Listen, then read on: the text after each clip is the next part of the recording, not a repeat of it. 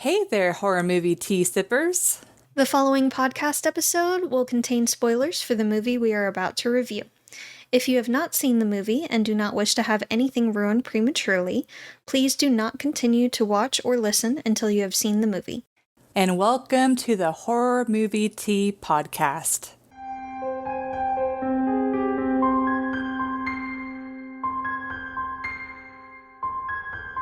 Today we are covering Urban Legends, which came out in 1998.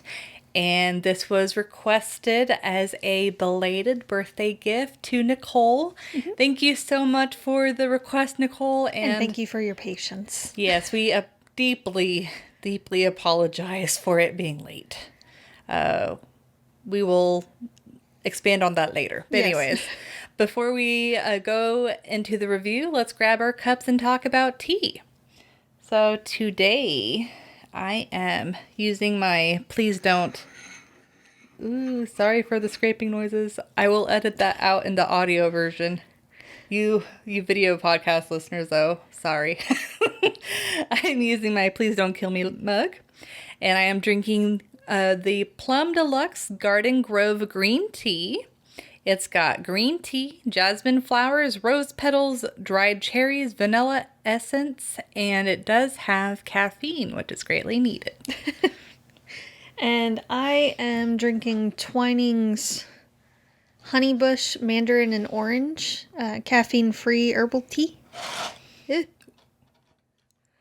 is going to be a fun podcast to edit. I'll find it in just a moment. Here we go. So it has honeybush, natural orange, and mandarin flavors with other natural flavors. Very specific. Mm-hmm. I love when they say that. They're like, natural flavors. It's like, what is that? You can get away with a lot with that. Yeah. Yep. Anyway. I think I know a lot of brands, like this is not just tea, but also like cosmetics and like skincare. Whenever they have that, it's where a lot of their proprietary ingredients are that make it like a patent or whatever. But anyways. Yeah. And I'm using my I'm going to kill you at some point mug. Available on our Teespring. She hasn't done it yet, so that's good news. We can continue doing this podcast until she does that. But anyway. Until I decide. Until you decide. But thank you again, Plum Deluxe, for allowing us to continue to do what we love. And for our tea sippers out there, brew yourself a cup of tea, sit back, relax, and we hope you enjoy the review. So just a quick FYI for anyone who is interested in watching Urban Legends and hasn't yet. Yeah. To expand what I was saying before about Nicole's request, we were having the darndest time trying to find this freaking movie. Yes. But we ended up finding it on Tubi. Finally. Which, for those who aren't familiar with Tubi, it's kind of what Hulu used to be like a decade ago, where you can watch movies and then they just have short like commercial breaks in between. And then if you don't even have to have an account, which is nice. Mm-hmm. And then if you do sign up though, you can like have like a watch list and it saves where you are. But anyways, we ended up finding it on Tubi. So that was nice. Being able to watch it for free. We had checked several other streaming sites multiple times. Yeah. Trying to find this movie, and we could not for the life of us find it anywhere free or with our subscriptions that we already have until Tubi. So for anyone who is interested in watching this movie, it is available for free on Tubi. I am not sure what all regions it's available for, though, so I apologize in advance if it's not available for your area, but I hope that you're able to find an alternative way. Yes. But anyways, so Urban Legends, the main character, which, oh man, I've already forgot her name. Natalie. Yes, I'm pretty sure it was Natalie. No idea. Names. I don't remember any of their names. The main character, whose name we believe was Natalie, I guess, is going to college, and she has like a deep dark secret that you find where she was a passenger in a prank where they did the whole urban legend where it's like, oh, if you flash your lights, then a gang comes and chases you and tries to kill you. But so they were chasing a guy, and he ended up driving off the road and dying. And so this is kind of like what stemmed to its current day. She's going to college, and these murders start happening. The first is the friend that was the driver in this incident, and everyone's being killed in urban legend ways. So, like in her instances, like, oh, there's a guy in the back seat. And I mean, it's a multitude of different urban legends, so I'm not going to go through all of them. But she come to find out her best friend in college, Brenda, is the murderer because she and the person that died in the car from their prank had just proposed to her that day. And so she wanted revenge. So, but that's it. Anyways, that's it. Episode over. Okay, so for entertainment, I will be honest and say I have never heard of this movie before. I hadn't either. But I was very pleasantly surprised by it. It's kind of like The Craft, where like you don't really hear about it that often, but I feel like it's a very underrated movie. Mm-hmm. Like I feel like it should have a little bit more love than what it's getting. So I would personally rate this a 7. It's not like, you know, I'm always going to be going back and forth to this movie, but I am definitely going to watch this again. And I feel like it's a very solid, just like murder mystery type of movie. The plot is really interesting. The kills are interesting and varied.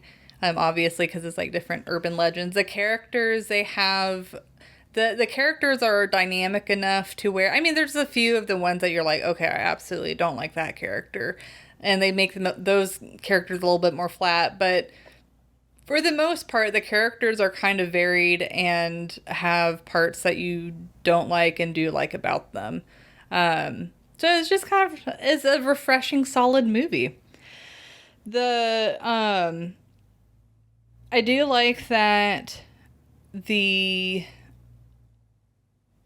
even whenever they do the kills in the movie, they do a great job in setting up and diverting your expectation. Like for the very beginning, whenever, I think her name was Alice. No, I feel like that's wrong. Anyways, her friend, the first one that dies, she drives into a gas station and this creepy looking sketchy guy comes up, and she even like makes a comment, and I mean she just had to say it in front of him, which is a bit rude, but she makes it known that he makes her feel uncomfortable, and he even like asks her to come inside, and she's like freaking out, and then come to find out the killer's in the backseat, which I mean we've heard this urban legend before, but the fact that the movie kind of leaned in a little bit more with having the gas station person be like even like sketchier and creepier, and even the building that he brought her into seemed really sketchy. It wasn't like your normal gas station building. It was, I mean, it seemed like a fairly rundown, out in the country kind of gas station. It's definitely old gas school. Gas station / garage. Because it was the kind where the person actually, the clerk comes up and actually fills up your tank for you. The full service. Which, yeah. I mean, it was the 90s, and I feel like even for the 90s, that was pretty unusual to have one of those still. It was definitely going out it was going the way of the dodo by that point. So from that perspective, that scene felt a little bit dated, because I'm like, oh, who's going to call someone to fill up their gas nowadays? But the whole like diverting your expectation, and then, I mean, I kind of assumed that there's someone in the back seat, so it's not like I was like super surprised. But like as soon as they're like, oh, so as soon as the guy's like, oh, there's someone in your back seat, I'm like, that urban legend, and Like it's fun to like watch these kills and be like, oh, it's that urban legend. Oh, it's that one. It's like it's really It was fun fun trying to to guess figure out. them too, because that's what I was doing each time. Because I feel like some of them, they kind of tried to trick you, like which one it was going to be, which was, it's really fun. Yeah. And then the cast, I feel like all of the cast, there was some solid acting. Oh, yeah. Among all of them. Like, especially the murderer, Brenda.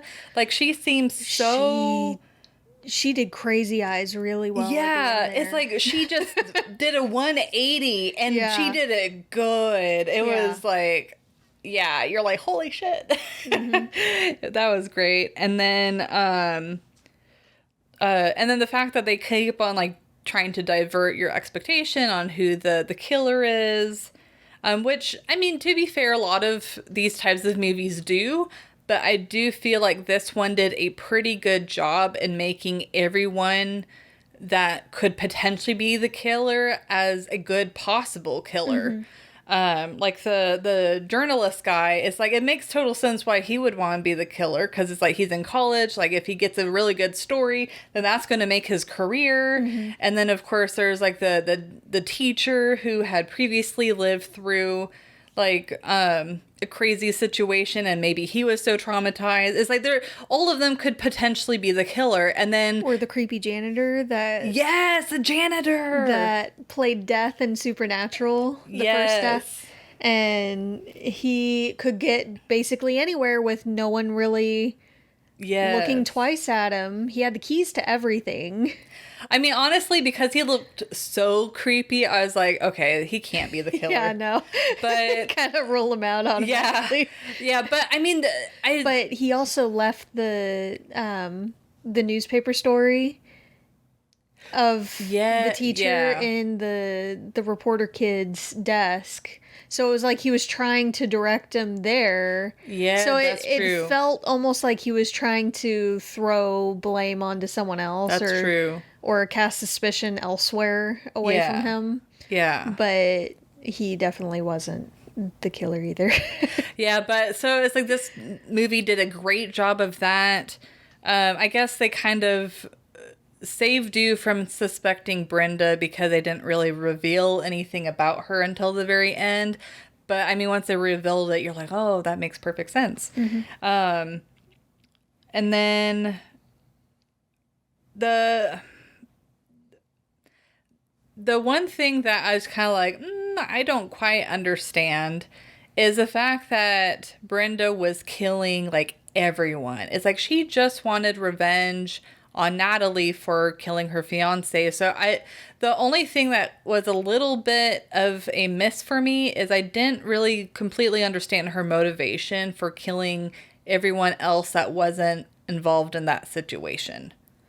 I mean, maybe it's because she is like so off the deep end that she just had to, or had that urge to, but it seemed like her ultimate goal was revenge, and I don't know. So, one, you can't really reason with crazy.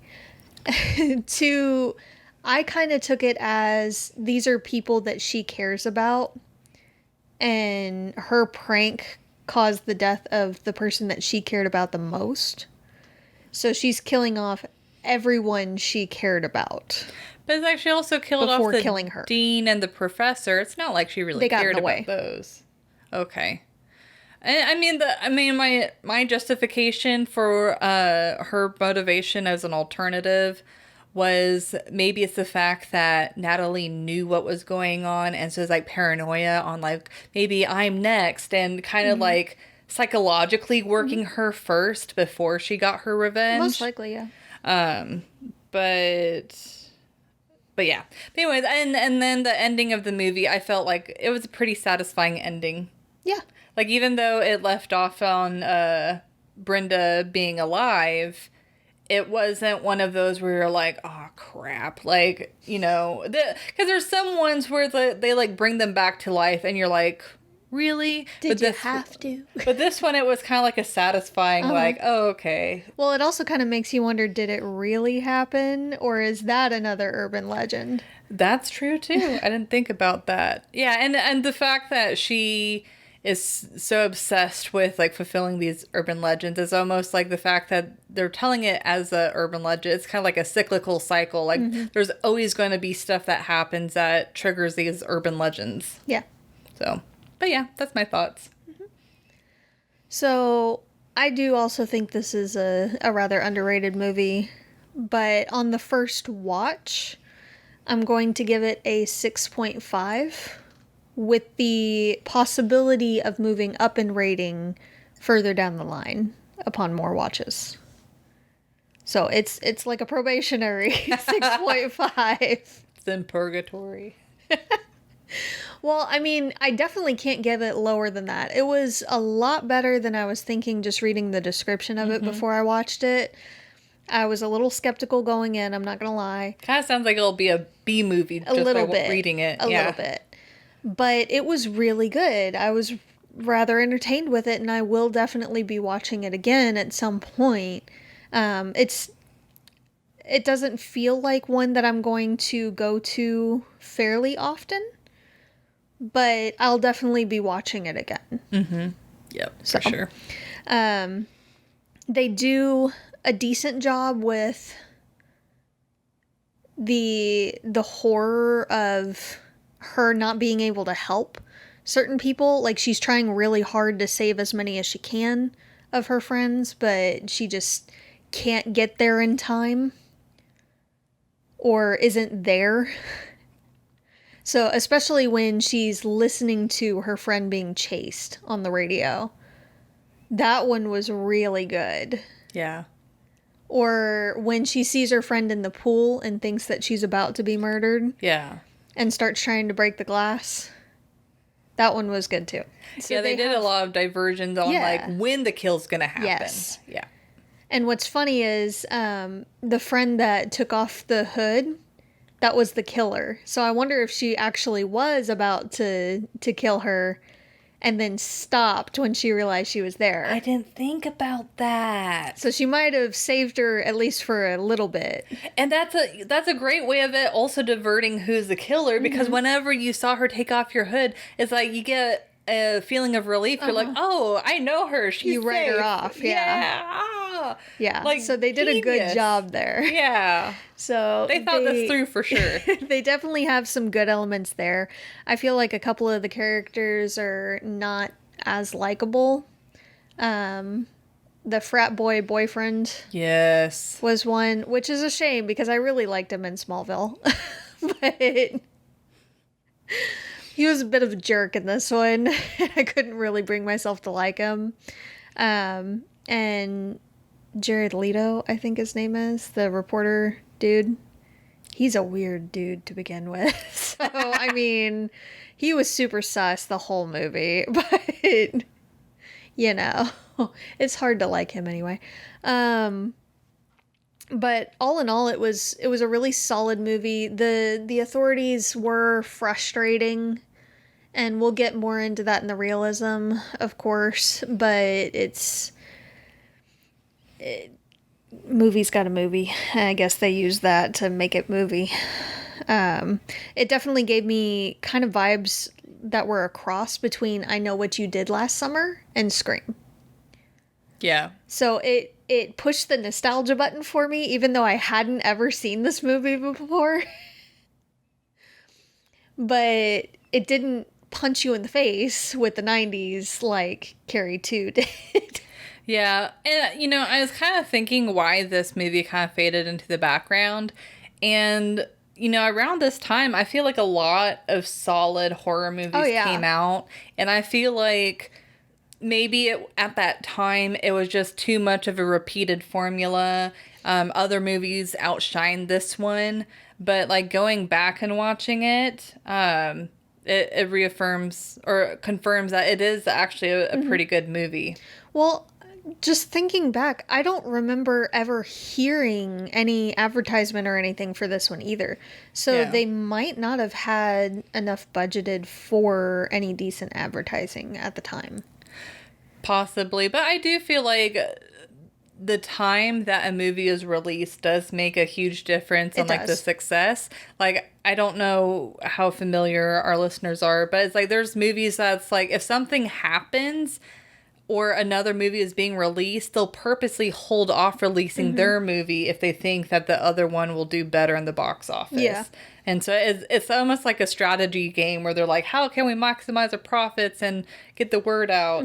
And so maybe, honestly, this could have been one of those times where they released a little bit. Came out that was bigger. Yeah. Released at a bad time. Might have been. Because I feel like it does seem like there are movies that release at the same time as other movies that did a lot poorer, but they end up being good movies. And then vice versa, where really crappy movies were released at a really good time. But, like, you know, those fall off the bandwagon pretty quickly because people are like, well, this movie's shit. It could be. But that's most of what I had. It was a really entertaining movie, again, and I'll definitely be watching it again. There are just a few things that, especially in Realism, of course, always, that just kind of brought me out of the immersion, yeah, of watching it. So, okay. Well, for Realism, for me, it's like, it's kind of like a hit or miss where there definitely were some parts I'm like, okay, that's decently realistic. But then there were some parts where you're like, really, we're doing this again? So I would give this a 3. So not the worst, but also not the best. I will say the constant talk and circulation of urban legends is very, very accurate. I mean, me and Jess were talking before recording how it's like, it really gave us a sense of nostalgia because in school, I mean, it wasn't in college. I felt like college... No, it was more a little bit late. It was like middle school and high school. Middle school and high school. And I mean, I even remember elementary whenever I'd go to like campsites, they would tell scary stories and naturally urban legends would pop up from that. You didn't go? I didn't really go to camp. My parents forced me. It was unwilling, unconsensual camping. I was reading a good bit of the summer or on my bike. See? Anyways. My parents forced me to socialize, and it didn't work. It's hard to force an introvert to socialize. Yeah. Yep. It doesn't end well. Yeah, they tried. They had good intentions. But anyways, the whole, like, legend... Ooh! Pennywise! How dare.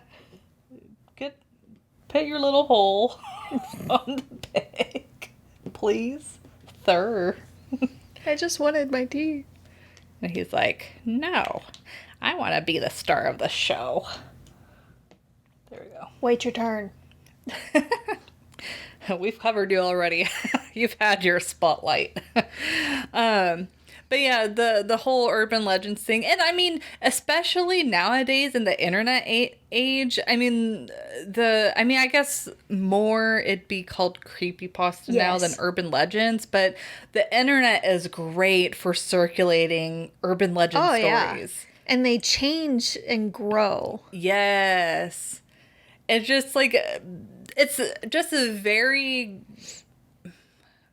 becomes its own thing. Yeah, this is still a very current part of our society. It's just one of those underlying things where it's like there's always going to be an urban legend. Yes. Which is kind of a cool concept. And then, unfortunately, people... So, right after the first murder, people speaking ill of the dead, unfortunately, is accurate. Whenever one of the people says that she gave great head. Yeah. Which... And she had been decapitated, horrible, by the way, for those who... It was horrible, but it was also still kind of a solid joke, I'm not going to lie. Oh, Jess. You should know better. See, it's funny because it's like I've got morbid humor, okay? you do.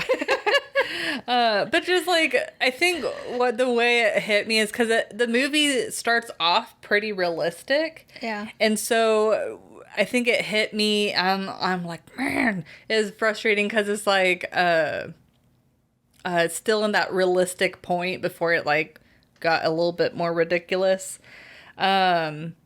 Oh, and then whenever Tosh died, the police were really quick to rule it as a suicide. Just a little bit too quickly, like almost That made me so instantly. mad.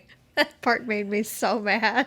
And then I'm not a mortician, so I don't know for sure. But I thought it was a little bit odd that whenever they brought the corpse out, that there were blood on the sheets that was over the corpse on the stretcher. Mm-hmm. It's like, I mean, I guess, gravity could do its work, but I would imagine that if they had blowed out enough that they probably wouldn't have... Well, okay, now that I think about it, yeah, I don't think they would have bled out because it's your heart that pumps your blood and makes you bleed. And so unless if they like had the person upside down and the blood from force of gravity was coming out, it doesn't make sense for, I don't know. It's also like, I'll get there, don't worry. Okay. Anyways, I have disputes on whether or not that's possible. I don't think it's possible, but could be wrong, not a mortician. And then also, whenever the dean was getting attacked, he was just talking to the campus police. And he didn't like call out or scream. He just kind of was like, and then crawling away and then just kind of like took it, just kind of just accepted his death. And in the most ridiculous way, he went to the Prometheus Academy of crawling away from things.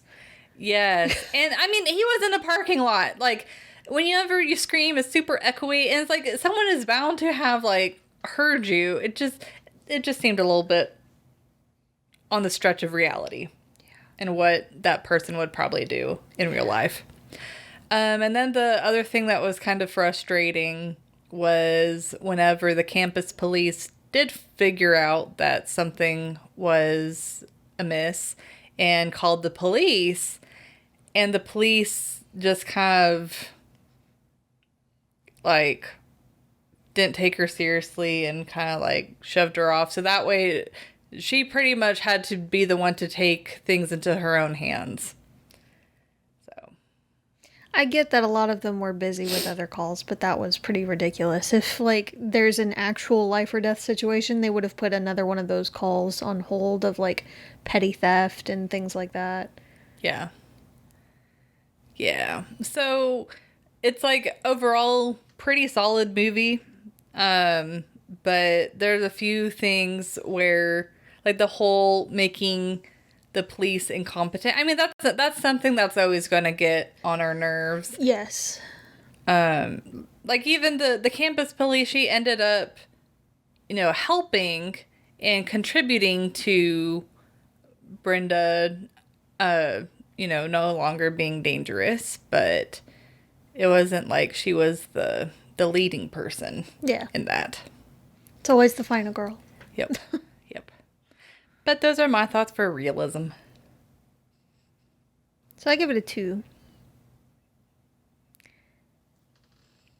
A lot of the reactions to things were, I feel like, fairly accurate, apart from the authority figures in general, the dean, the campus police, the actual police, teachers, everyone trying to cover it up. I get not wanting to scare people away from applying to your school and going there and attending. It's a little bit ridiculous. But when there's literally a message in blood on the wall,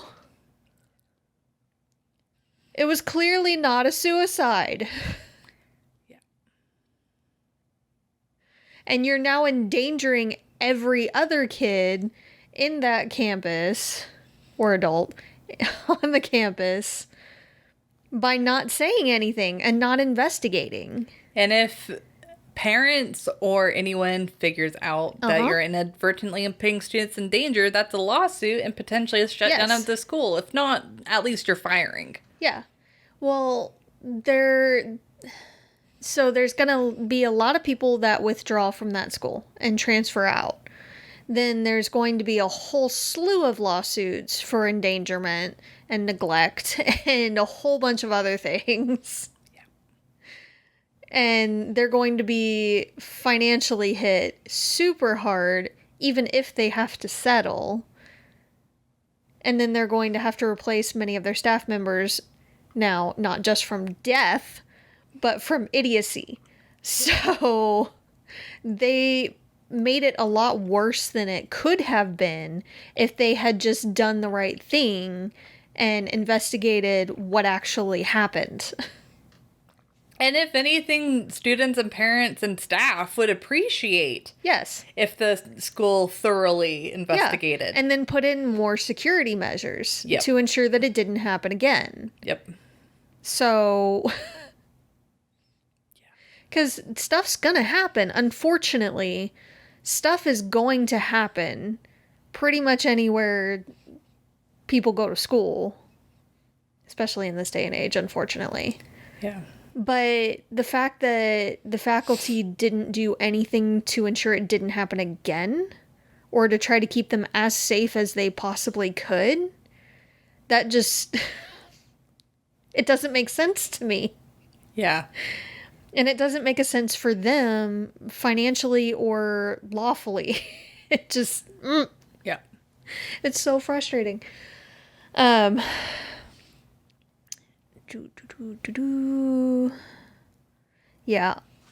My main issue with this movie, though, is, like, honestly, almost every one of the kills. Because the killer was this tiny little slip of a girl, honestly. And yeah, the body did not match. It's kind of like Scream. We're made to believe that that she was able to kill certain people. Like, the first girl, she killed with one blow of her axe and sent her head flying and broke the window. That was a lot of force. That's a lot of force. Yeah. The spinal column is actually pretty thick. So it didn't make sense for her to be able to use the axe in a very confined space, in a weird position from the back seat, to be able to lop her head off in one go and bust through the window and have the head fly through that same window. Yeah, that'd be a lot of momentum, and you can't get that in a car. No. So that didn't make that much sense. She also didn't have any injuries from the obvious car wreck that would have happened immediately after the decapitation. That's true. Yeah. I don't care how bundled up she was. She would have had some injuries. Then killing a lot of the men in this movie, like the frat boy boyfriend, that would have taken some strength too, to subdue him. Yeah. I don't care how drunk he is. That one, honestly, I feel like was a missed opportunity. I feel like he should have been the one that she did the lost kidney on. He should have been in the tub full of ice. Personally, I feel like that was a missed opportunity. Just making him drink Drano. And that, I feel like, I don't know about you, but I didn't really get that urban legend. Well, it looked like they're doing the Pop Rocks. Like, it looked like it was a twist on the Pop Rocks and the Coke, but instead it's Pop Rocks and Drano. But that makes sense because she was in the classroom literally watching it, and she's like, oh, that won't work. Mm-hmm. And so she is just exchanging it for Drano. I guess maybe. But yeah, it wasn't obvious. It wasn't the best of the kills. Yeah, for sure. It really wasn't. It just seemed kind of The parking garage thing, the dean crawling directly away from the car instead of to the side of the vehicle. was just stupid and didn't make sense. Especially when he's been there for most likely years, most likely decades, honestly, if he's the dean. And he should know every inch of that place. So he would know that the spikes were there. How's he expecting to get over them if he's crawling? And he was clearly not crawling fast enough to get away from the vehicle anyway. I mean, it's a freaking car. You're not going to out-crawl a car. Yeah. So his death didn't make that much sense, to be perfectly honest. I know he was scared and freaked out, rightfully so, but that was just stupid. But also, the fact that this woman carried multiple bodies. That's true. Like, she had to have killed the teacher and picked him up and put him in the trunk of the other dude's car. And he was clearly dead for a little while because he was already starting to stink. Because they smelled it. Yeah. That's why they investigated and found it. I love how it's Brenda that actually mentioned that stunk. Yeah. Another way that they diverted expectations. But she had to have picked up that teacher and moved him however far, even if she killed him like right behind the car at whatever point in time, she still would have had to have opened the trunk, picked up the body, and shoved him in the trunk. And it wasn't like there was blood spatter or stains or anything from smearing when she tried to shove him in or anything. Like it was clean on the outside. And yeah, she could have cleaned the outside after the fact, but there weren't any like smears or smudges in the trunk either from having to force him back a little ways. So she had to have picked him up and put him in the trunk, which I'm calling BS on because there's no way she would have been able to deadlift that much. Yeah. With her frame. I'm sorry. He was pretty tiny. She looked fairly athletic, but I'm still calling BS on that. Then with all of the bodies in the abandoned house, dorm room house area, whatever. No. When did she have the time to move all of them? The strength to move all of them? And all of that with nobody seeing her doing any of this. Moving any of the bodies. No. No. No. I could understand if she had an accomplice. That was actually what was going to make the most sense to me if they had revealed it at the end. Like her and the journalist. That would have that would have made sense. Or even just one of their other friends was in on it, kind of like Scream. Yeah. But no. Just her on her own, no. Yeah. So that's why I gave it the rating that I did. It's a good movie, and it's entertaining. But no. It's just, that's not how any of it works. Yeah. So it took me out of it a little bit, especially at the end when you're seeing all these bodies and you're like, well, that was literally just at the other thing when she was in the car.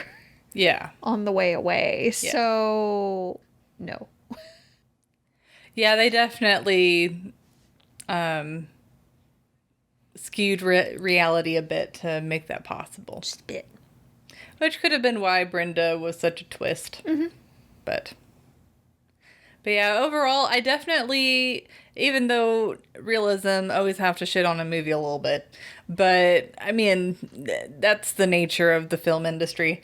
But overall, though, I feel like it's a pretty solid movie. Yeah. Hopefully if you watch this, because we've just spoiled the crap out of it. But well, that's why we have the spoiler alert at the beginning. Yes, exactly. But if you haven't watched this movie, I definitely recommend checking it out. It is not one to let pass you by. This one needs more love. Yeah, I feel like this one should be known among, like, I Know What You Did Last Summer and Scream, because it is, it's very similar to them. That's probably why it's kind of faded through history, but I think it's definitely worth checking out. Definitely. And thank you again, Nicole, for the request. We're sorry it took so long. Yes, and I think we said it before, but just in case we didn't, a very happy belated birthday to you. Happy belated birthday! Thank you for listening to us. Yes, you have been a loyal listener for a very long time, and we very much appreciate it. You were our very first requester. Yes. But thank you, everyone, for joining us today, and please comment on what you thought of the movie. If you'd like to recommend a movie, game, or tea, and you would like to keep up to date with our content, you can find us on YouTube, Twitter, Instagram, Facebook, and most places that you listen to podcasts. And if you'd like to support the podcast, please like, share our content, and subscribe. And if you'd like to support us monetarily, we do have a Teespring and a PayPal, or we have our affiliate link for Plum Deluxe available.